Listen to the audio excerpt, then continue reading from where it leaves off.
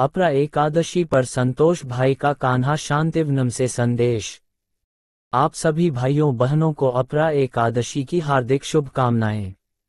युधिष्ठिर कहने लगे कि हे भगवान, ज्येष्ठ कृष्ण एकादशी का क्या नाम है तथा उसका महात्म्य क्या है, सो कृपा कर कहिए। भगवान श्री कृष्ण कहने लगे कि हे राजन, यह एकादशी अचला तथा अपरा दो नामों से जानी जाती है।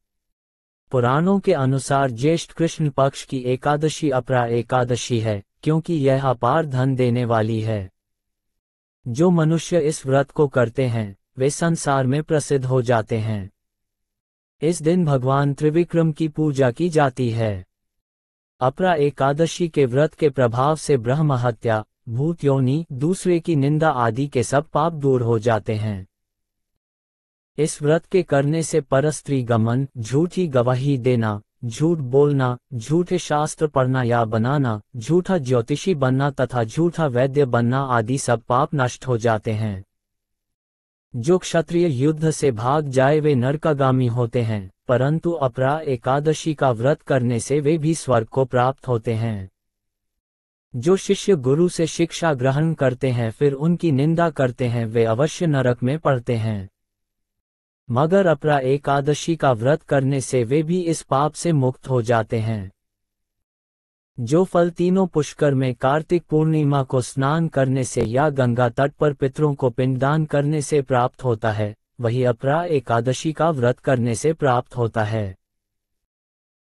मकर के सूर्य में प्रयागराज के स्नान से, शिवरात्रि का व्रत करने से, सिंह राशि के बृहस्पति में गोमती नदी के स्नान से, कुंभ में केदारनाथ के दर्शन या बद्रीनाथ के दर्शन, सूर्य ग्रहण में कुरुक्षेत्र के स्नान से, स्वर्ण दान करने से अथवा अर्धप्रसूता गौदान से जो फल मिलता है, वही फल अपरा एकादशी के व्रत से मिलता है।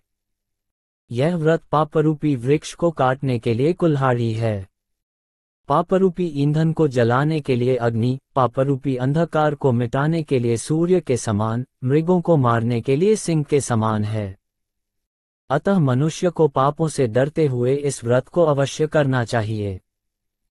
अपरा एकादशी का व्रत तथा भगवान का पूजन करने से मनुष्य सब पापों से छूटकर विष्णु लोक को जाता है। प्रचलित कथा के अनुसार प्राचीन काल में महीध्वज नामक एक धर्मात्मा राजा था। उसका छोटा भाई वज्रध्वज बड़ा ही क्रूर, अधर्मी तथा अन्यायी था। वह अपने बड़े भाई से द्वेष रखता था। उस पापी ने एक दिन रात्रि में अपने बड़े भाई की हत्या करके उसकी देह को एक जंगली पीपल के नीचे गाड़ दिया। इस अकाल मृत्यु से राजा प्रेतात्मा के रूप में उसी पीपल पर रहने लगा और अनेक उत्पात करने लगा। एक दिन अचानक धौम्य नामक ऋषि उधर से गुजरे। उन्होंने प्रेत को देखा और तपोबल से उसके अतीत को जान लिया। अपने तपोबल से प्रेत उत्पात का कारण समझा। ऋषि ने प्रसन्न होकर उस प्रेत को पीपल के पेड़ से उतारा तथा परलोक विद्या का उपदेश दिया। दयालु ऋषि ने राजा की प्रेत योनि से मुक्ति के लिए स्वयं ही अपरा अचला एकादशी का व्रत किया और उसे अगति से छुड़ाने को उसका पुण्य प्रेत को अर्पित कर दिया। इस पुण्य के प्रभाव से राजा की प्रेत योनि से मुक्ति हो गई।